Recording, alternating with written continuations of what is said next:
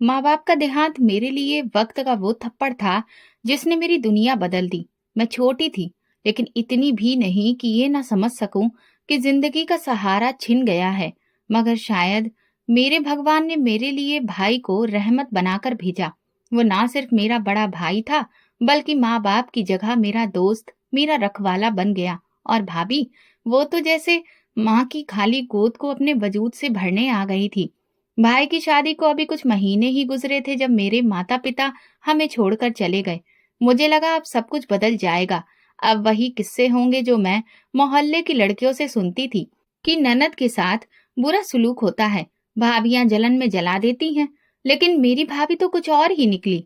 उन्होंने पहले दिन से ही मुझे अपनी बहन होने का दर्जा दिया। रश्मि, आओ मेरे साथ बैठो, ये चूड़ियां तुम्हारे हाथों में बहुत अच्छी लगेंगी। लेकिन भाभी, ये तो आपके ससुराल की रस्म है ना, आपको पहननी चाहिए। अरे तो तुम भी तो मेरी बहन हो, क्या फर्क है तुम्हारे और उन लड़कियों में जो मेरे मायके की बहनें होती हैं। उनके लहजे में जो प्यार था वो मेरे दिल को छू गया। मैं तो शायद पहली बार इतने प्यार से किसी की बहन बनी थी। भाई भी मुझसे बहुत प्यार करते थे। हर रविवार वे मेरे लिए कुछ ना कुछ लेकर आते, कभी दुपट्टा, कभी बालों की क्लिप, कभी चॉकलेट। और जब मैं स्कूल में अच्छी पोजीशन ले आती तो भाई मुझे अपनी बाइक पर बिठाकर आइसक्रीम खिलाने ले जाते। वो दिन मेरे दिल में आज भी ताजा है। भाभी सुबह मेरे लिए नाश्ता तैयार करती, मेरे कपड़े प्रेस करती, और अगर कभी मैं आलस दिखाती तो हंसते हुए कहती, चलो उठो, स्कूल वाली बस आ गई है, अब तो उठ जाओ, वरना तुम्हारा भाई मुझे ही डांटेगा कि मैंने तुम्हें वक्त पर नहीं जगाया। और मैं अपनी हंसी रोक नहीं पाती थी। उनके साथ जिंदगी इतनी हल्की और आसान लगने लगी थी कि कभी कभी लगता जैसे मैं कोई सपना देख रही हूँ। एक दिन मैंने उनसे पूछ ही लिया, भाभी, आप इतना कुछ मेरे लिए क्यों करती हैं? उन्होंने मेरा माथा सहलाकर कहा, बेटा, मैंने अपनी छोटी बहन को बहुत कम उम्र में ही खो दिया था। जब मैं इस घर में आई तो लगा जैसे मुझे मेरी वही छोटी बहन वापस मिल गई हो। मुझे पहली बार एहसास हुआ कि मोहब्बत की कोई हद नहीं होती। रिश्ता हो या ना हो, अगर दिल साफ हो तो इंसान हर रिश्ते को निभा सकता है। हम तीनों का मिलाकर छोटा सा परिवार था, लेकिन दिल से हम एक दूसरे के लिए पूरी दुनिया थे। शाम को सब साथ बैठकर चाय पीते, भाई के ऑफिस की बातें सुनते, भाभी के नए खाने के तजुर्बे और मेरे स्कूल के किस्से। ये सब रोज की बातें थी। एक दिन भाभी मुझे बाजार ले गई, कहने लगी, चलो, तुम्हारे लिए दिवाली के लिए नए कपड़े लेंगे, तुम्हें वो हल्का गुलाबी रंग अच्छा लगता है ना? मैं उन्हें देखती रह गई। आपको याद है? और नहीं तो क्या, तुम मेरी बहन हो, तुम्हें कैसे भूल सकती हूँ। मैंने उनका हाथ थामा और खामोशी से उनके साथ चल पड़ी। उनके प्यार ने मेरे दिल की हर तकलीफ को खत्म कर दिया था। एक रात जब लाइट चली गई, हम सब छत पर बैठे थे। आसमान पर सितारे दिख रहे थे। भाई ने आसमान की ओर इशारा करके कहा, हमारे मम्मी पापा वहीं से हमें देख रहे होंगे और खुश होंगे कि हम एक दूसरे का इतना ख्याल रखते हैं। मैंने नम आंखों से आसमान देखा और दिल ही दिल में कहा, मम्मी पापा, आप बेफिक्र रहिए, मुझे माँ बाप की कमी कभी महसूस नहीं होती। भाभी ने मेरा हाथ थामा और बोली, रश्मि, जब भी तुम्हें माँ याद आए मेरे गले लग जाया करो। ऐसा लगता था जैसे मेरी पूरी दुनिया पूरी हो गई हो। मैंने जो खोया था भगवान ने मुझे उससे भी बेहतर दिया था। मोहब्बत, इज्जत, सुरक्षा, सब कुछ। वक्त यूं ही अच्छे से गुजर रहा था, लेकिन जिंदगी हमेशा एक जैसी नहीं रहती। किस्मत कुछ और ही लिख चुकी थी। जब मेरी उम्र और पढ़ाई को देखकर भाई ने मेरे रिश्ते की बात छेड़ी तो मुझे अजीब सा लगा। एक पल को लगा जैसे मेरा बचपन, मेरी आजादी खत्म हो जाएगी। लेकिन भाई ने कहा, रश्मि, तुम्हारी जिंदगी में एक नई शुरुआत होने वाली है। हम चाहते हैं कि तुम किसी अच्छे घर में जाओ। भाभी ने भी मेरी स्वीकृति से रिश्ता तय करने की बात की। वे मेरे हर फैसले में मेरी मर्जी को महत्व देती थी। देखो रश्मि, लड़का बहुत अच्छा है, पुलिस में है, ईमानदार है, शक्ल सूरत भी भगवान ने अच्छी दी है, लेकिन तुम्हारी हाँ जरूरी है। मैंने खामोशी से सिर झुका लिया। अंदर कोई शोर नहीं था, बस एक जिम्मेदारी का एहसास था। कुछ ही महीनों में मेरी शादी हो गई। दुल्हन बनी तो भाभी ने खुद अपने हाथों से मुझे चूड़ियां पहनाई और माथे पर हाथ रखकर कहा, मेरी बहन अब एक नई जिंदगी शुरू कर रही है, हमेशा खुश रहना। मेरा पति संदीप एक सादा और शरीफ इंसान था। वक्त पर ड्यूटी, अच्छी बातें और ज्यादातर खामोश रहता था। शादी के पहले चंद महीने मेरे लिए सब कुछ नया था। मैं नए रिश्तों को समझने, सास ससुर का दिल जीतने और घर के नियम सीखने में लगी रहती थी। संदीप अक्सर थका हुआ घर आता, कभी उसकी वर्दी गंदी होती, चेहरे पर थकान होती, लेकिन वो मुझे हमेशा मुस्कुराकर देखता और कहता, रश्मि, चाय बन जाएगी। वो एक ही बात रोज कहता और मैं उसकी आवाज सुनने की आदी हो गई थी। सास ससुर भी अच्छे लोग थे। छोटा सा घर था, लेकिन प्यार की कोई कमी नहीं थी। 1 साल के अंदर मेरे बेटे कबीर का जन्म हुआ। जब मैंने उसे गोद में लिया तो मेरा दिल भर आया। लगा जैसे भगवान ने मेरे हाथ में पूरी दुनिया दे दी हो। संदीप कबीर से बहुत प्यार करता था, लेकिन उसकी ड्यूटी सख्त होती। रातों को छापे, कभी जांच पड़ताल। एक दिन वो घर आया तो चुपचाप था। मैंने पूछा, सब ठीक है? आज ऑफिस में सीबीआई वाले ऑफिसर आए थे। किसी ने मुझ पर रिश्वत लेने का इल्जाम लगाया है। मैं चौंक गई। क्या? लेकिन आपने तो कभी कुछ गलत नहीं किया। मैं जानता हूँ, लेकिन कुछ लोगों की आंखों में मेरी ईमानदारी खटक रही थी। मैंने उन्हें तसल्ली दी। सच हमेशा सच ही रहता है, झूठ ज्यादा देर नहीं टिकता। लेकिन हालात बदले नहीं, उल्टा और बिगड़ते चले गए। संदीप पर जांच पड़ती गई और एक दिन वो घर आया तो चेहरा पीला था। सारा दिन चुप रहा। रात को खाने के बाद अचानक जमीन पर गिर पड़ा। संदीप! मैं चिल्लाई। सास ससुर भी भागे, एम्बुलेंस बुलाई गई, अस्पताल ले गए, लेकिन वो रास्ते में ही दम तोड़ चुका था। डॉक्टर ने कहा बहुत भयंकर हार्ट अटैक पड़ा था। मैं अस्पताल के फर्श पर बैठी गुमसुम थी। 1 साल का मेरा बच्चा और मैं, और ये दुनिया जो कल तक सुरक्षित लगती थी, आज अजनबी हो चुकी थी। मोहल्ले वाले अफसोस जताने आते रहे। सास ससुर खामोश हो गए थे। कबीर के रोने की आवाज भी अब घर में गूंज कर रह जाती थी। भाई आए, भाभी भी साथ थी। भाभी ने मुझे सीने से लगा लिया। रश्मि, तुम अकेली नहीं हो, हम तुम्हारे साथ हैं। लेकिन मैं वो नहीं रही थी जो कुछ महीने पहले भाई के घर को छोड़कर आई थी। बाल बिखरे थे, आंखों के नीचे काले घेरे और कपड़ों पर कबीर की शरारतों के निशान थे। मैं वक्त की मारी एक माँ बनकर रह गई थी। भाई ने पूछा, अब आगे क्या सोचा है? मैं यहीं रहना चाहती हूँ। सास ससुर का और कोई नहीं है, कबीर का भी यही घर है। भाई ने एक नजर भाभी की ओर देखा, फिर कहा, ठीक है, जैसा तुम चाहो, लेकिन हमें याद रखना। मैं वहीं रह गई, मगर सास ससुर का सदमा ज्यादा देर तक उनसे ना संभाला गया। पहले सास और फिर ससुर भी चल बसे। कबीर अभी 2 साल का भी नहीं हुआ था कि मैं बिल्कुल अकेली रह गई। मैं खुद ही खाना बनाती, खुद ही कपड़े धोती और खुद ही कबीर को लोरियां सुनाती। कोई 2 पल का सहारा देता, लेकिन वापसी पर चुपके से तरस भी खा जाता। एक दिन दरवाजे पर भाई खड़े थे। बस करो, तुम अकेली नहीं हो। कबीर को लेकर हमारे साथ चलो, घर किराए पर दे दो, बाकी हम देख लेंगे। मैंने मना किया, लेकिन भाभी की बातों ने मुझे झुका दिया। यहाँ रहोगी तो हर वक्त तुम्हें संदीप की याद आएगी, जो कभी नहीं भरेगी। आओ, हम तुम्हें संभाल लेंगे। मैंने घर का दरवाजा बंद किया, चाबी भाई के हाथ में दी और एक बार फिर उनके साथ चल पड़ी। क्या पता था कि इस बार वापसी मुमकिन नहीं थी। असली हकीकत अभी सामने आना बाकी थी। भाई के घर वापस जाना इस बार अपने बेटे के भविष्य के लिए था। मेरे सास ससुर अब दुनिया में नहीं रहे थे, और वो घर जो कभी रिश्तों से भरा था, अब सिर्फ दीवारें और खामोशी रह गई थी। भाई ने मेरा सामान खुद उठाया और खामोशी से अंदर रखा। भाभी ने कबीर को गोद में लिया और कहा, बस अब तुम दोनों हमारे हो गए हो, इस घर के हो गए हो। कमरा वही था, लेकिन इस बार भाई ने उसमें कुछ बदलाव करवाया था। कबीर के लिए नया छोटा सा बेड, जिसमें रंग बिरंगे खिलौने और तस्वीरें, किताबें रखी थी। भाभी ने मेरी वार्डरोब में नए कपड़े भी रख दिए थे, जो मैंने तुरंत पहचान लिए। ये आपने लिए हैं? हाँ। तुम्हें रंगों से प्यार है ना? तुम्हारे चेहरे पर मुस्कुराहट आ जाएगी। मैं कुछ ना बोली, महसूस कर रही थी, लेकिन जुबान पर कुछ ना आया। अगले दिन से मेरी जिंदगी एक नए अंदाज से शुरू हो गई। भाभी सुबह मुझे जगाती, उठो रश्मि, नाश्ता तैयार है, कबीर जाग गया है।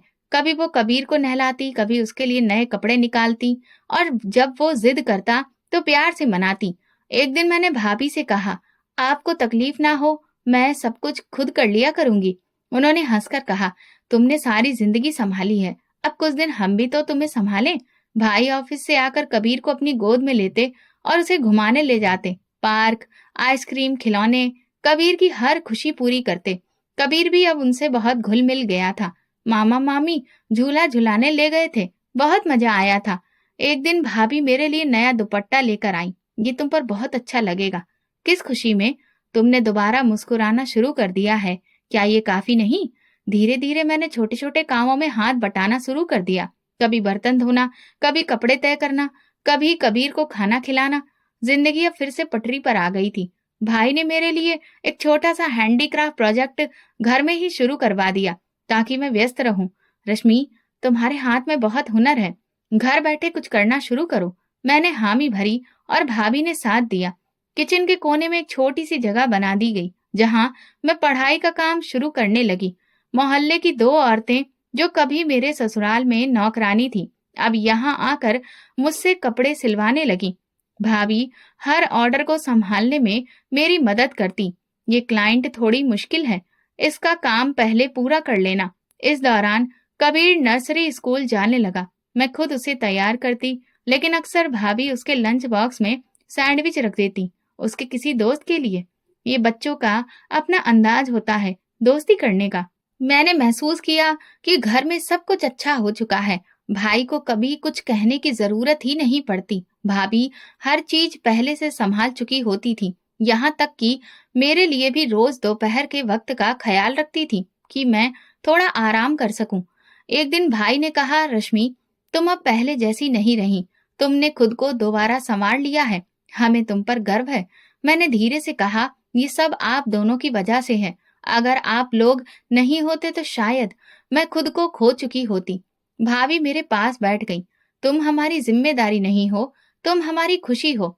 उन दिनों मैंने पहली बार खुद को आईने में अपनी मुस्कुराहट के साथ देखा। ना सिर्फ चेहरा बल्कि आत्मा भी अब संवर रही थी। मैंने अपनी बहन जैसी भाभी और भाई के साथ एक नई जिंदगी की शुरुआत कर ली थी। ये जिंदगी शायद वैसी नहीं थी जैसे पहले थी, लेकिन अब इसमें सुकून था। एक शाम सभी ने आकर कहा, माँ कहती है मैं उनका बेटा हूँ। मैंने कहा, क्या तुम्हें अच्छा लगता है? बहुत। वो मेरे लिए चॉकलेट लाते हैं। मैंने सर हिलाया और दिल से प्रार्थना निकली कि ये प्यार कभी न बदले। ये जिंदगी जो एक बार टूट चुकी थी अब मजबूती से जुड़ जाए।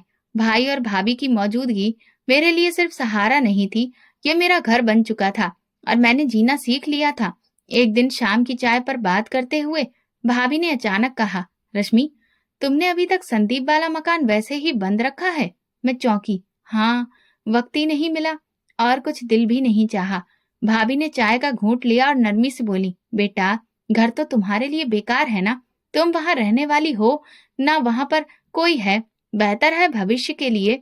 मैं चुप हो गई, फिर धीरे से बोली, भाई ने तो कहा था कि मैं जल्दी कोई फैसला ना करूं। भाई इमोशनल हो जाते हैं, हर मामले को एक अलग ही एंगल से देखते हैं। लेकिन सोचो, कल को संदीप के परिवार से कोई उठकर आ गया और जायदाद का दावा कर दिया, तब तुम क्या करोगी? कबीर का अधिकार सुरक्षित रखना जरूरी है, और वैसे भी ये तुम्हारे पैसे होंगे। मैं तो बस सलाह दे रही हूँ। मुझे उनकी बात ठीक लगी, लेकिन अंदर कुछ झिझक भी थी। अगले दिन मैंने भाई से इस बात का जिक्र किया। भाई, भाभी कह रही थी कि मकान बेच दूं और पैसों को फिक्स कर दूं। भाई ने फौरन कहा, अभी कुछ दिन रुक जाओ, हमें पहले कानूनी कार्रवाई करनी होगी, कहीं कोई दिक्कत ना हो। भाभी ने कहा, ज्यादा इंतजार करने से कोई फायदा नहीं है। अगर कल को ही किसी ने दावा कर दिया तो मामला और खराब हो जाएगा। भाई ने मेरी तरफ देखा जैसे कोई बात कहना चाहते हो, फिर रुक गए। अगर तुम्हें यही लगता है तो ठीक है, करो, लेकिन हर कदम सोच समझ कर उठाना। कुछ दिन सोचने के बाद मैंने घर बेचने का फैसला कर लिया। खरीदार पहले से मौजूद था, एक पुराना जानने वाला जो पहले भी इस घर में दिलचस्पी रखता था। बिक्री का काम 2 हफ्ते में पूरा हो गया और मुझे एक अच्छी रकम मिल गई।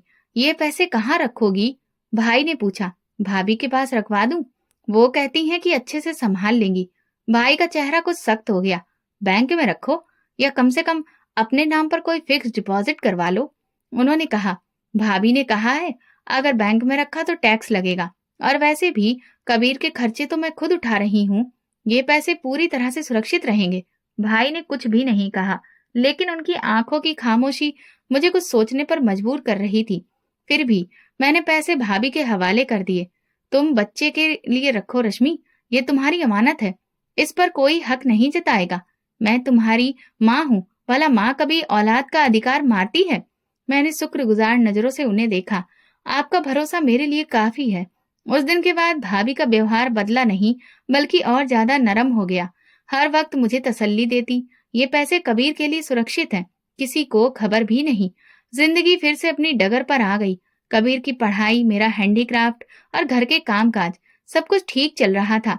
कभी कभी मैं मकान के कागजात देखना चाहती, लेकिन भाभी कहती, मैंने सब कुछ एक फाइल में रख चुकी हूँ, तुम्हें फिक्र करने की जरूरत नहीं। एक दिन जब भाभी बाजार गई तो मैं उनकी अलमारी खोलकर फाइल ढूंढने की कोशिश करने लगी। कहीं भी मेरे कागजात मौजूद नहीं थे। दिल में अजीब से सवाल उठे, लेकिन सोचा शायद किसी और जगह रखे हों। भाई अब अक्सर रात तक लौटते और कुछ उलझे उलझे से रहने लगे थे। एक रात जब सब सो चुके थे, भाई छत पर बैठे थे। मैं चुपके से उनके पास पहुंची। भैया, क्या कुछ ठीक नहीं है? उन्होंने एक पल मेरी तरफ देखा, फिर धीरे से बोले, तुमने भाभी को जो पैसे दिए हैं, कभी वापस मांगने का दिल नहीं किया? नहीं। क्यों? बस ऐसे ही पूछा। कभी कोई चीज देने से पहले ये सोचना चाहिए कि वापसी पर वो रिश्ता भी वैसा रहेगा या नहीं। मैं कुछ समझ न सकी। भाभी का भरोसा मेरे लिए कभी सवाल नहीं रहा था, लेकिन भाई की आंखों में वो सवाल अब साफ झलक रहा था। भाई को दुबई से नौकरी का ऑफर आया और वो दुबई चले गए। दिल बहुत उदास हुआ, लेकिन वो खुश थे तो हम भी खुश हो गए। भाभी और मेरा रिश्ता अब भी वैसा ही था। अगले दिन भाभी हमेशा की तरह सुबह की चाय के साथ मेरे पास आई। आज तुम कुछ परेशान लग रही हो। मैंने बात बदल दी। भाभी, अगर पैसे मेरे पास हो तो ठीक रहेगा। वो हंसी। तुम मुझे शक की नजर से देख रही हो रश्मि। अरे नहीं भाभी, आप पर शक कैसा, बस दिल किया कि देख लूं। उन्होंने बात बदल दी, लेकिन मेरे मन में एक दरवाजा खुल गया था। ऐसा दरवाजा जिसके पीछे कई सवाल खड़े थे और जवाब अभी आने बाकी थे। भाई की बातें मन में गूंजती रहीं, लेकिन भाभी का व्यवहार ऐसा था कि उन पर शक करना मुमकिन ही नहीं लगता था। वो हर वक्त मेरी जिंदगी को आसान बनाने का सोचती, मेरी खुशी के लिए छोटे छोटे काम करती और कबीर का इस तरह ख्याल रखती जैसे वो उनका अपना बच्चा हो। जिंदगी एक बार फिर वैसी ही हो गई थी जैसे माँ बाप के समय में थी। मैं सोती तो जब तक नींद पूरी ना होती कोई नहीं जगाता। उठती तो चाय तैयार होती, कबीर तैयार बैठा होता और दिन अपने आप आगे बढ़ता। एक दिन मैंने भाभी से कहा, भाभी, मुझे अजीब सा लगता है कि मैं कुछ भी नहीं कर रही, आप सब कर रही हैं।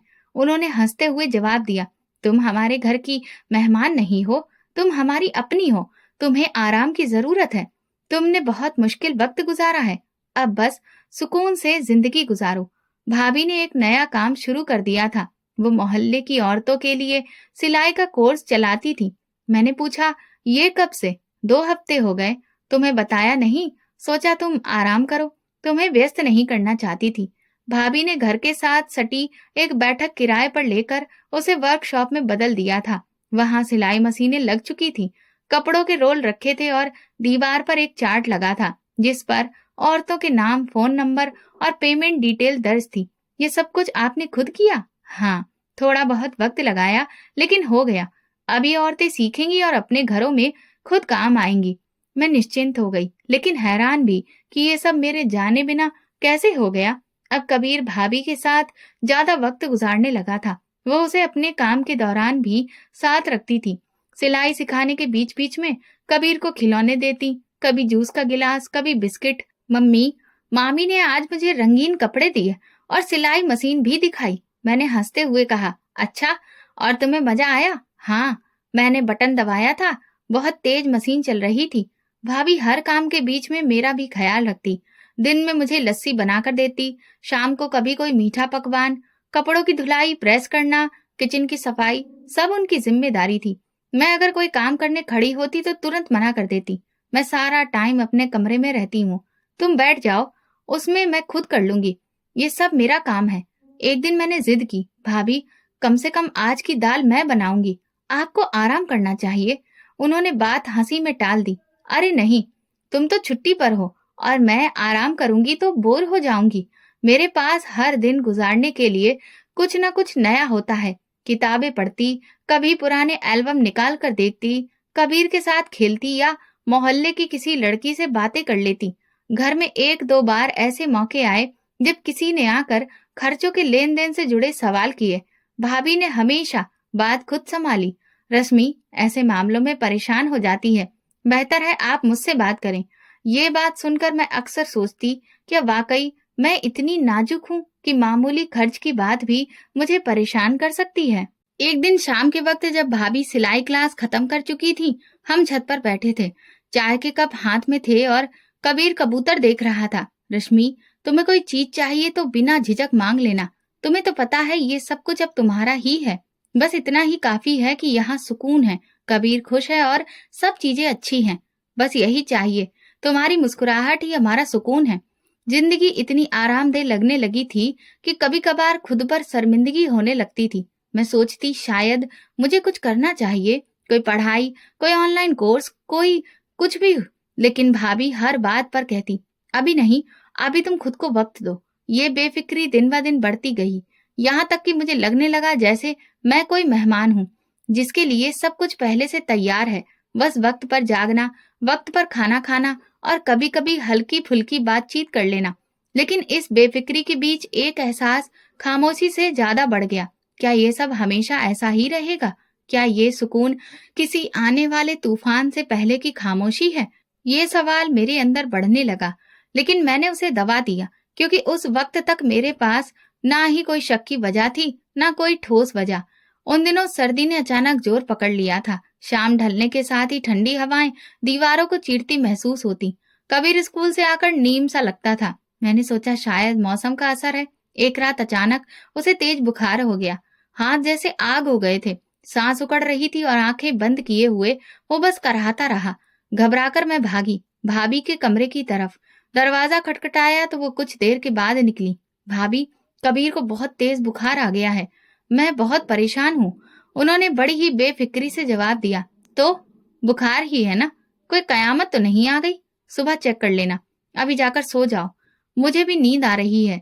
मैंने सोचा शायद वो दिन भर की थकी हुई हैं, इसलिए इतना रूखा जवाब दिया।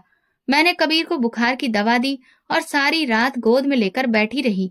उसके माथे पर ठंडे पानी की पट्टी करती रही। आंखों में नींद नहीं थी, सिर्फ फिक्र थी। सुबह जब वो बुखार से ठीक नहीं हुआ तो मैंने भाभी को नाश्ता बनाकर दिया और कहा, मुझे अस्पताल जाना है, कबीर की तबीयत ठीक नहीं हो रही। भाभी ने नाश्ता मेज पर रखते हुए कहा, देखो रश्मि, तुम्हारा हर दिन एक ड्रामा बन चुका है। कभी बच्चे को कुछ हो जाता है, कभी तुम बीमार हो जाती हो। हम कब तक ये सब बर्दाश्त करेंगे? मैं सन्नाटे में आ गई। भाभी, आप ऐसा क्यों कह रही हैं? मैं तो बस परेशान हूँ, बच्चा बीमार है। उन्होंने हाथ झाड़ते हुए कहा, बस करो अब, पूरे साल से तुम्हारी शक्ल देख रही हूँ और तुम रोज नई कहानी ले आती हो।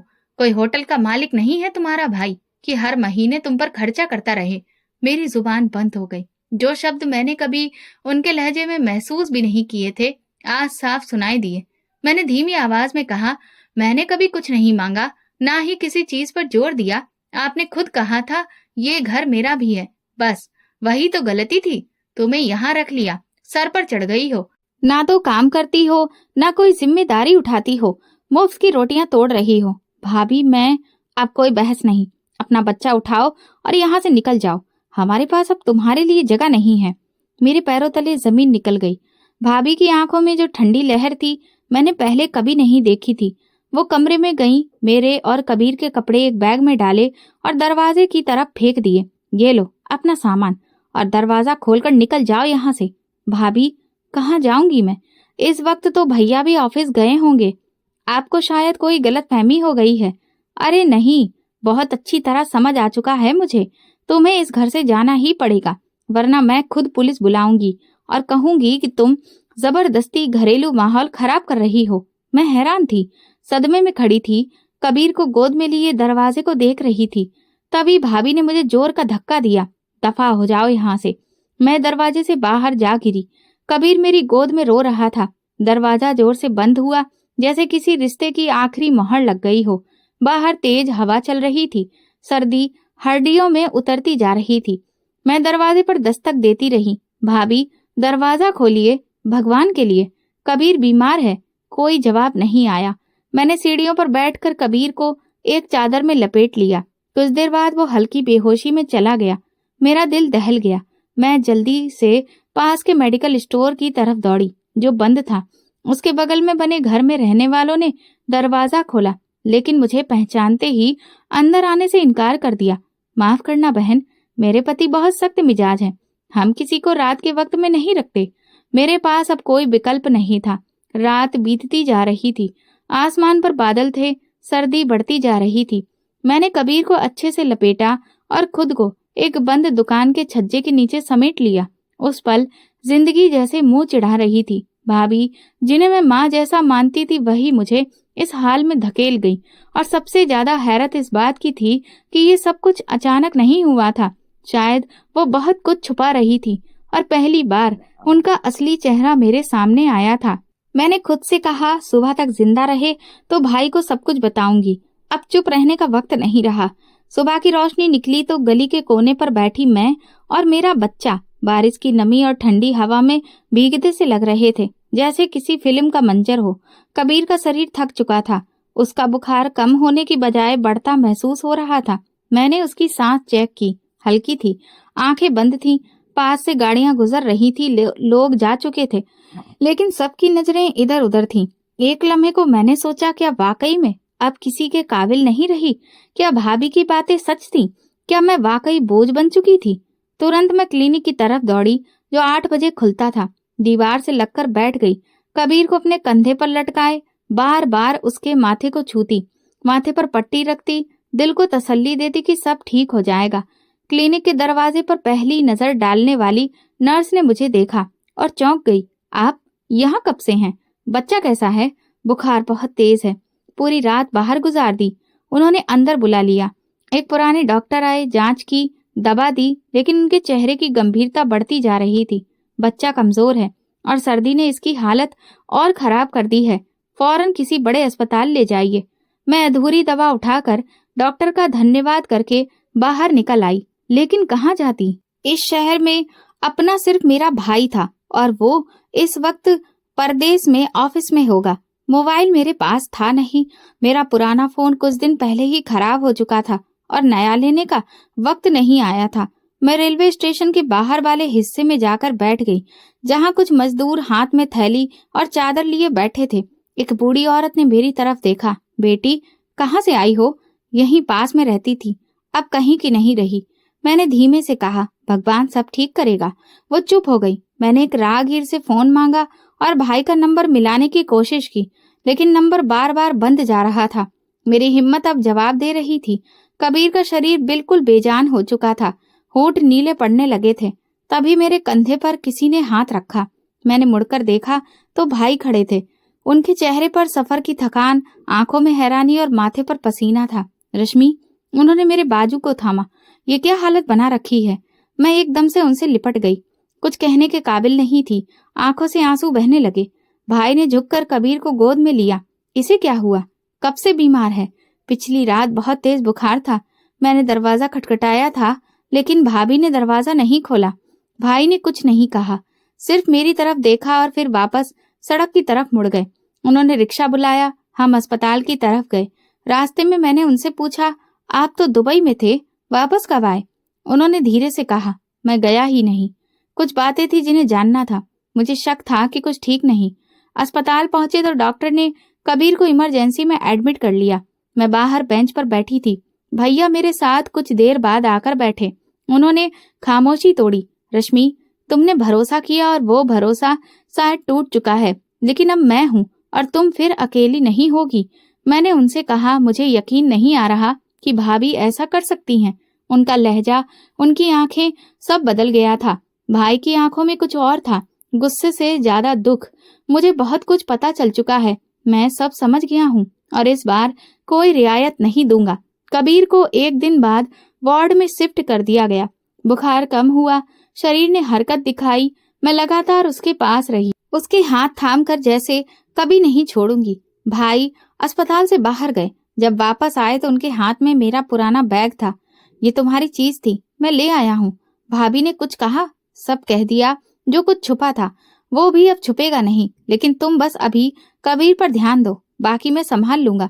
कबीर को अस्पताल से डिस्चार्ज मिलते ही भाई ने कहा, रश्मि, अब हमें वापस जाना है। कुछ हिसाब किताब बाकी है जो साफ करना है। मैंने थके हुए लहजे में पूछा, क्या आपने भाभी से बात की है? नहीं, वो तो समझती है कि मैं अभी भी दुबई में हूँ। यही गलतफहमी बाकी बातें साफ करने के लिए काफी है। गाड़ी में बैठकर हम सीधे अपने घर की तरफ गए। मेरे हाथ कबीर के वजूद को अपने पास महसूस कर रहे थे और दिल में अजीब सा बोझ था। कुछ कहने से पहले रुक जाती थी, फिर खामोशी से भाई की सांसों की गहराई सुनने लगती थी। घर के दरवाजे पर पहुंचकर भाई ने बेल बजाई। कुछ पल के बाद दरवाजे के पीछे से आवाज आई, इस वक्त कौन है? उस मनहूस को निकाला तो अब न जाने कौन नया आ गया है। मेरे कदम जैसे जमीन में धंस गए। भैया ने एक नजर मेरी तरफ देखा और दोबारा बेल बजाई। दरवाजा खुला, भाभी सामने थी। मुझे देखते ही वो चौंक गई, लेकिन तुरंत चेहरे के एक्सप्रेशन बदल लिए। रश्मि, कहाँ चली गई थी तुम? तुम्हें मैं कहाँ कहाँ नहीं ढूंढती रही। भैया ने ठंडे लहजे में कहा। ढूंढने की जरूरत ही नहीं थी, अगर तुमने इसे निकाला नहीं होता। भाभी ने फौरन कहा। क्या मतलब? मैं तो खुद सुबह पुलिस को जानकारी दी थी कि वो रात से लापता है। मैं तो परेशान हो गई थी। बहुत अच्छा खेल खेला तुमने। भैया तुरंत अंदर आए, मैं और कबीर पीछे पीछे। भाभी के चेहरे पर एक पल के लिए हवाइयां उड़ने लगीं, लेकिन वो फौरन संभल गईं। तो तुम मुझे मुजरिम बना रही हो? मैंने इसका क्या बिगाड़ा है? इसने खुद कहा था कि वो कुछ दिन के लिए अपनी सहेली के घर जा रही है। भैया ने जेब से एक छोटा सा डिवाइस निकाला और कहा, झूठ बोलने से पहले ये सोच लिया करो कि अब के दौर में हर बात रिकॉर्ड हो जाती है। ये रही वो ऑडियो क्लिप जो दरवाजे पर कैमरे के माइक ने रिकॉर्ड कर ली है। तुम्हारी वो आवाज साफ है जिसमें तुम रश्मि और कबीर को निकाल रही हो। भाभी का रंग सफेद पड़ गया। कौन सा कैमरा? तुमने कैमरा लगाया था? हाँ। तुम्हारी कुछ हरकतें बहुत समय से अजीब थीं, लेकिन मैं कोई भी इल्जाम बिना सबूत के नहीं लगाता। भाई सीधा ड्राइंग रूम में दीवार की घड़ी के पीछे से छुपा हुआ कैमरा निकाल लाए और कहा, तुमने समझा कि तुम जो मर्जी करती रहो, किसी को पता नहीं चलेगा। मैं सब देख रहा था, लेकिन मैं इंतजार कर रहा था कि तुम खुद अपना असली चेहरा दिखाओ। भाभी अब हकलाने लगी। नहीं, वो मैं सिर्फ गुस्से में थी। गुस्सा अपने ही खून को बाहर निकाल देने का होता है या फिर किसी और के लिए जगह बनाने का? मैंने पूछा, वो लड़का कौन था जो मेरे ना होते हुए रोज शाम के बाद यहाँ आता था? भाभी का चेहरा सफेद पड़ गया। वो कुछ कहने ही वाली थी कि भाई ने कहा, चुप रहो, सब पता है मुझे। मैंने सिर्फ तुम्हें वक्त दिया कि तुम अपनी सच्चाई खुद जाहिर करो। तुमने वो भी बर्बाद कर दिया। भाई ने मेरे हाथ में एक फाइल थमाई। देखो, तुम्हारे पैसों से खरीदे गए प्लॉट की फाइल। तुम्हारी भाभी ने तुम्हारे घर के पैसों से अपना प्लॉट खरीदा और उसे अपने नाम कर लिया और किसी को भनक तक नहीं लगने दी। मेरी आंखें फटी की फटी रह गईं। भाभी ने हाँ में सिर हिलाया। रश्मि, यही वो दिन था जब मुझे भरोसा हो गया कि वो अब इस घर की कभी नहीं बन सकती। भाभी ने चुप्पी तोड़ी। तुम सब मुझे गलत समझ रहे हो। मैंने जो भी किया रश्मि के लिए किया, ताकि वो खुद के पैरों पर खड़ी हो सके। इस घर से इसे निकाल कर खड़ा करना चाहती थी। बीमार बच्चे के साथ सड़क पर छोड़ना पैरों पर खड़ा करने का तरीका है? भाई की आवाज तेज नहीं थी, लेकिन उसमें वो फैसला सुनाया जा रहा था जो बरसों का भरोसा तोड़ने पर दिया जाता है। तभी भाई ने फोन उठाया और किसी को कॉल किया। हाँ, आप लोग आ सकते हैं, वो सब सबूत मेरे पास हैं। 5 मिनट बाद 2 पुलिस वाले दरवाजे पर आ गए। भाभी के हाथ पांव कांपने लगे। नहीं, प्लीज मुझे गिरफ्तार मत करो। मैं मानती हूँ कि मुझसे गलती हो गई। अब बहुत देर हो चुकी है। जो औरत किसी मासूम बच्चे को सड़क पर छोड़ सकती है, वो इस घर में और नहीं रह सकती। पुलिस ने भाभी को साथ ले जाना चाहा तो वो भाई के कदमों में बैठ गई। बस एक मौका दे दो, मैं सुधर जाऊंगी। ये मौका तुम्हें तब मिलता जब तुमने पहली बार झूठ बोला होता। अब माफी का वक्त निकल गया। मैं कबीर को सीने से लगाए खड़ी थी और दिल में बस एक ही सवाल गूंज रहा था, क्या मैं इतनी अंधी थी कि किसी के असली चेहरे को पहचान नहीं सकी? और अब जब सच सामने था, क्या कभी वो भरोसा वापस आ सकेगा? भाभी की गिरफ्तारी के बाद कुछ दिन घर में खामोशी छा गई। पुलिस ने जांच पड़ताल शुरू कर दी थी और भाई ने केस फाइल वकील के हवाले कर दी थी। मैं चाहती थी कि सब कुछ यहीं खत्म हो, लेकिन भाई का अंदाज बता रहा था कि कहानी अभी पूरी नहीं हुई है। एक दिन शाम को भाई घर वापस आए तो उनके साथ एक पुराना सा मोबाइल और कुछ पुराने कागज थे। ये सब मुझे एक पुराने घरों से सामान निकालने वाले इंसान के जरिए मिले हैं जो तुम्हारी भाभी के आशिक को जानता था। मैंने सवालिया नजरों से उन्हें देखा। क्या उसने कुछ कबूल किया? नहीं, लेकिन वक्त ज्यादा नहीं लगेगा। मैं खुद चाहता हूँ कि सब कुछ मेरे सामने खुल जाए, कोई पर्दा बाकी ना रहे, क्योंकि भाभी ने भाई को भी धोखा दिया था। वो भाई की पत्नी होने के बावजूद किसी और से रिश्ता बनाई थी। जांच पड़ताल के कमरे में जब भाभी को लाया गया तो उनकी हालत पहले से खराब थी। अब वो थकी हुई, बिखरी हुई और किसी हद तक हारी हुई लग रही थी। भाई सामने बैठकर बोले, अब सब कुछ बता दो, क्यों किया ये सब। कुछ लम्हों की खामोशी के बाद वो बोली, मैं तुमसे कभी प्यार नहीं करती थी। ये शादी जबरदस्ती की थी, मेरी मर्जी किसी और के साथ थी, लेकिन मेरे घर वालों ने ये रिश्ता तय कर दिया। मैंने कभी नहीं चाहा कि तुम्हारे साथ जिंदगी गुजारूं। भाई का चेहरा ऐसा था जैसे वो पहले ही सब कुछ जान चुके हों। तो फिर तुमने खुद को बदले में लगा दिया? नहीं, मैं बदला नहीं लेना चाहती थी। मैं बस वो जिंदगी वापस चाहती थी जो तुमने छीन ली थी। तुमने जिंदगी नहीं, धोखा दिया है। सिर्फ मेरे साथ नहीं, रश्मि के साथ, उसके बेटे के साथ भी। भाभी ने आंखें बंद कर ली, जैसे कुछ और कहना उनके लिए मुश्किल हो रहा हो। मैंने जानबूझकर कभी औलाद नहीं होने दी, दवाइयां लेती रही। मैं जानती थी कि अगर बच्चा हो गया तो ये रिश्ता खत्म नहीं हो पाएगा। मुझे तुमसे नहीं, उस लड़के से प्यार था। तो तुमने मेरे घर को अनाथालय बना दिया। मैंने सोचा था कि तुम व्यस्त रहते हो, रश्मि यहाँ है, सब चल जाएगा। लेकिन जब उसका भरोसा बढ़ने लगा और कबीर भी तुम्हारे और करीब होने लगा तो मैं घबरा गई। मुझे लगा वो तुम्हारे दिल में जगह ले रहा है और मैं पूरी तरह से बेदखल हो जाऊंगी। हमारी तो औलाद भी नहीं थी, इसलिए तुमने उसे घर से निकाला। हाँ, मैं चाहती थी कि वो एक बार चली जाए, फिर तुम्हें मैं संभाल लूंगी। तुम्हें वो तब बताऊंगी जो सच है। लेकिन वक्त ने साथ नहीं दिया। तुम आ गए और सब कुछ खत्म हो गया। कमरे में खामोशी फैल गई। भाई ने कहा, मैंने कभी तुम्हें किसी चीज की कमी नहीं होने दी। तुम्हें इज्जत दी, आजादी दी। तुम्हें मेरे घर में मेरी बहन जैसी रश्मि मिली। फिर भी तुमने वो किया जो शायद दुश्मन भी ना करे। भाभी ने सिर झुका लिया। मैं सब कुछ खो चुकी हूँ, मुझे कुछ नहीं मिला। बस वही इश्क जो बरसों पहले छोड़ना पड़ा, वही वापस लेकर जीना चाहा और उसी में सब बर्बाद कर दिया। भाई ने पुलिस वाले को इशारा किया, इसे ले जाइए, बाकी बात अदालत में होगी। जब हम घर वापस आए तो भाई खामोश सोफे पर बैठ गए। मैंने पूछा, आप ठीक हैं? मैं सिर्फ ये सोच रहा हूँ कि किसी पर भरोसा करना कितना महंगा साबित हो सकता है। मैं उसे अपनी जिंदगी का साथी मानता रहा और वो मेरी जिंदगी से ही खेलती रही। आपने जो हिम्मत दिखाई वो कम नहीं है। हिम्मत नहीं रश्मि, वो सिर्फ वक्त का इंतजार था। जब वक्त आया, सच खुद बोल पड़ा। मैंने पहली बार भाई की आंखों में नमी देखी, लेकिन साथ में एक फैसला भी। एक ऐसा फैसला जो दुख के बावजूद मजबूती के साथ खड़ा था। और शायद यही वो पल था जब हम दोनों ने समझ लिया कि हमारी जिंदगियों का सबसे बड़ा पर्दाफाश हो चुका है और अब सिर्फ सच बाकी है। भैया, आप जज्बात की जगह कानून पर भरोसा कर चुके थे। घर वापस आकर उन्होंने वकील से बात की और सारे सबूत शुरू से दिखाए। Devices, audio clip, video recording, सारी चिट्ठियां, खर्चों के लेन देन, सब कुछ फाइलों में अच्छे से लगा दिया गया। रश्मि, अब ये सिर्फ पर्सनल मामला नहीं रहा, अब ये कानूनी जंग है। उसने सिर्फ रिश्ते नहीं तोड़े, वो हमारी जायदाद, हमारा सब कुछ हड़प लेना चाहती थी। मैंने इस बात पर सिर हिलाया।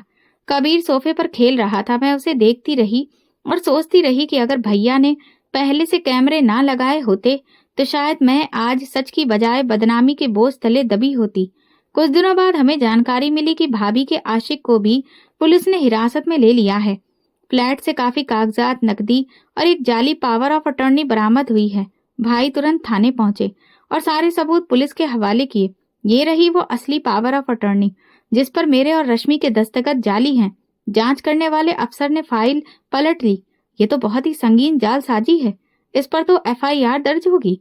भाई ने कहा, और ये सारी वीडियो रिकॉर्डिंग्स जो घर के अलग अलग हिस्सों में लगे कैमरे से हासिल हुई है, इनमें साफ दिख रहा है कि किस तरह उन दोनों ने मेरी बहन को घर से निकाला और फिर किस तरह उस इंसान को घर के अंदर लाया जाता रहा।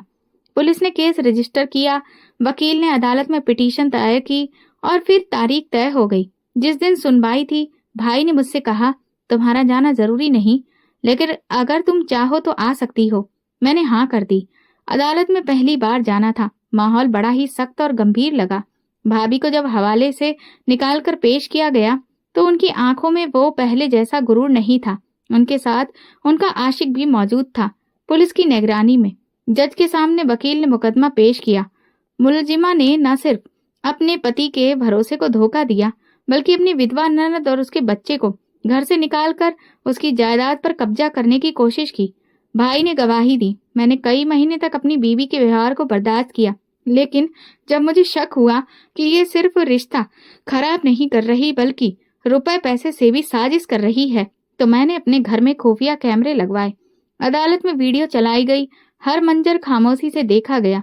जज ने कागजात देखे, जाली दस्तावेज, भाभी और उनके आशिक के दस्तखत, सब गवाही दे रहे थे। जब जज ने भाभी से पूछा, आपको कुछ कहना है, तो उन्होंने सिर झुका लिया। मेरी गलती थी, मैं इस रिश्ते को नहीं निभा सकती। लेकिन आप गलत समझ रहे हैं।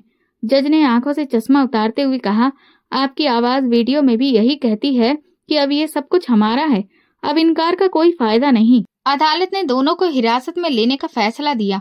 वकील ने भाई से कहा, आपका केस सीधा है, फैसला हमारे अधिकार में ही आएगा। घर वापस आकर भाई ने गहरी सांस ली। बस अब जो होना था हो गया, कानून ने अपना काम शुरू कर दिया है। मैंने पूछा, क्या जायदाद पूरी तौर पर सुरक्षित है? हाँ, अदालत ने भी मान लिया है कि पावर ऑफ अटॉर्नी जाली थी। तुम्हारा मकान, तुम्हारी जमीन, सब कुछ सुरक्षित है। और वो फाइल जो भाभी ने तुम्हें दी थी, जाली थी। उसका इस्तेमाल करने का मकसद सिर्फ ये था कि तुम्हारा कानूनी दावा कमजोर हो जाए। लेकिन अब साफ है, मैंने कबीर को देखा जो अब अपनी रंगीन किताब में बिजी था। मैंने दिल में सोचा, कुछ लोग रिश्ते खरीदना चाहते हैं, लेकिन सच की कीमत नहीं होती। 2 दिन बाद हमें थाने से कॉल आया कि भाभी ने जमानत की अर्जी दी है। भाई ने वकील से कहा, हमें अपोजिशन दायर करनी है। अगर ये लोग बाहर आए तो फिर किसी भी सिचुएशन के लिए हमें तैयार रहना पड़ेगा। अदालत को जानकारी दी गई। मुलजिमा और उसका साथी बाहर आकर सबूतों पर असर डाल सकते हैं। जज ने जमानत रद्द कर दी। भाई रात को आंगन में बैठे थे। मैं चाय लेकर आई। अब क्या करेंगे? उन्होंने कहा, कुछ नहीं, अब हम सिर्फ जिंदगी गुजारेंगे और बाकी काम कानून करेगा। मैंने दिल ही दिल में सोचा, रिश्तों के खेल में जब कानून बोले तो सच कभी हार नहीं सकता। अदालत की कार्रवाई के बाद घर में सुकून आ चुका था। कबीर अब सेहतमंद था।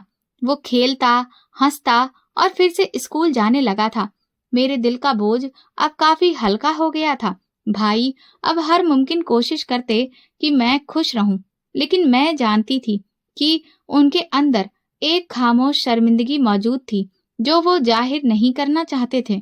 एक दिन मैं आंगन में कबीर के साथ बैठी थी जब भैया ऑफिस से वापस आए। मुझे देखकर कुछ देर दरवाजे पर खड़े रहे, फिर धीरे से बोले, रश्मि, कुछ बात करनी है। हाँ भैया, बोलिए, मैंने कहा। वो मेरे सामने बैठ गए। मुझे तुमसे माफी मांगनी है।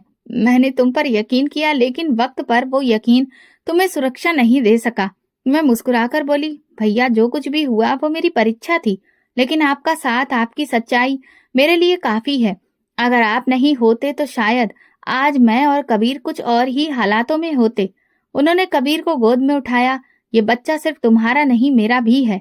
मैं चाहता हूँ कि वो अपने नाम की बजाय अपनी माँ के हौसले पर फक्र करे। मैंने जवाब दिया, और आप तो मेरे लिए अब भी वही है जो माँ बाप के बाद मेरे सिर का साया बने। इसी दौरान हमें जानकारी मिली कि अदालत ने भाभी के खिलाफ मुकदमे में उन्हें सजा सुना दी है। जालसाजी, फ्रॉड और जायदाद हड़पने की कोशिश पर उन्हें 3 साल कैद की सजा मिली थी। उनका आशिक जो गिरफ्तार हुआ था, जमानत पर देश छोड़ चुका था और उसके खिलाफ इंटरपोल से रेड नोटिस जारी किया गया था। भाई ने थाने से वापस आकर बताया, बस अब ये कहानी खत्म हो गई। मैंने एक सवाल किया, क्या वो अब भी कुछ कहती है? कहती है कि उसे पछतावा है, लेकिन मैं जानता हूँ वो अभी भी तुमसे जलन खाती है। उसे ये बात हजम नहीं हो रही कि तुम अभी भी हमारी जिंदगी का हिस्सा हो और वो हमेशा के लिए बाहर हो चुकी है। मैंने गहरी सांस ली। जलन वही करते हैं जिनके पास खोने को कुछ होता है या जिन्होंने खोकर कुछ सीखा ना हो। घर में अब नया बदलाव आ गया था। भाई ने मुझे मेरी जायदाद के कागज वापस दिए। ये तुम्हारे नाम पर बाकायदा रजिस्टर्ड हो चुके हैं। कोई भी इन पर दावा नहीं कर सकता। मैंने वो फाइल हाथ में ली और पहली बार यकीन आया कि अब मुझे किसी पर भरोसा करने के लिए सिर्फ हकीकत की जरूरत है। एक दिन शाम को हम सब मिलकर खाना खा रहे थे। कबीर ने पूछा, मामा, मामी कब आएंगी? भाई ने कहा, बेटा, वो बहुत दूर चली गई है। अब तुम्हारे साथ सिर्फ मामा और मम्मी ही रहेंगे। कबीर ने सिर हिलाया और अपनी प्लेट में रोटी के टुकड़े तोड़ता रहा। इसके बाद भाई ने अपनी जिंदगी में नया बदलाव लाने का फैसला किया। उन्होंने कुछ वक्त के लिए कारोबार एक साथी के हवाले किया और एक छोटा सा फार्म हाउस खरीदा, जहां वो हफ्ते के आखिर में मुझे और कबीर को ले जाते। ये जगह सुकून देती थी और नई शुरुआत के लिए हौसला भी। मैंने उस जगह को दिल से अपनाया। वहां की खामोशी, खेतों की खुशबू, शाम की ठंडी हवाएं, सब मेरे अंदर की टूटी हुई तारों को जोड़ने लगी। कुछ महीने गुजरे और वक्त ने अपने जख्म भर दिए। एक दिन भाई मेरे पास आए। उनके हाथ में एक चिट्ठी थी। ये भाभी ने जेल से भेजी है। मैंने चिट्ठी खोली। वो कागज खाली नहीं था, लेकिन लफ्जों से ज्यादा खाली लगा। उसमें ना माफी थी, ना अफसोस, सिर्फ शिकायतें थी और एक बात, तुमने सब कुछ छीन लिया रश्मि। मैंने चिट्ठी को तय किया और भाई से कहा, ये उनकी आखिरी आवाज है। मैं चाहती हूँ कि इसके बाद उनका जिक्र भी ना हो। ठीक है, अब हम सिर्फ आगे की बात करेंगे। अब जब मैं ये सब लिख रही हूँ, कबीर मेरे पास बैठा होमवर्क कर रहा है। उसके चेहरे पर सुकून है, जो मैं बरसों बाद देख पाई हूँ। मेरे पास एक सुरक्षित घर है, मेरा बेटा, मेरा भाई और सबसे बढ़कर वो भरोसा जो किसी रिश्ते के सहारे नहीं बल्कि खुद पर यकीन से आया है। भाभी अभी जेल में है और शायद अंदर ही अंदर जल रही है, लेकिन मैं जानती हूँ जलने वालों को रोशनी नहीं मिलती और मेरे पास भगवान की दुआ से वो रोशनी है, सुकून है और वो जिंदगी है जो मैंने सब्र से कमाई है। इस कहानी से हमें ये सबक मिलता है कि सच्चाई और सब्र कई बार समय की धारा में हमें मुश्किलों और परीक्षाओं में डाल सकते हैं, लेकिन अंजाम हमेशा हमारे हक में होता है। अंधा भरोसा बर्बादी का दरवाजा खोलता है, मगर खुद पर यकीन जिंदगी का रास्ता दिखाता है। तो दोस्तों, अगर आपको हमारी कहानी पसंद आई हो तो कमेंट करके जरूर बताएं। वीडियो को लाइक करें और ज्यादा से ज्यादा शेयर करें। अगर आप चैनल पर नए हैं तो सब्सक्राइब जरूर करें और नोटिफिकेशन बेल दबाएं ताकि अगली अपडेट सबसे पहले आपको मिले। धन्यवाद।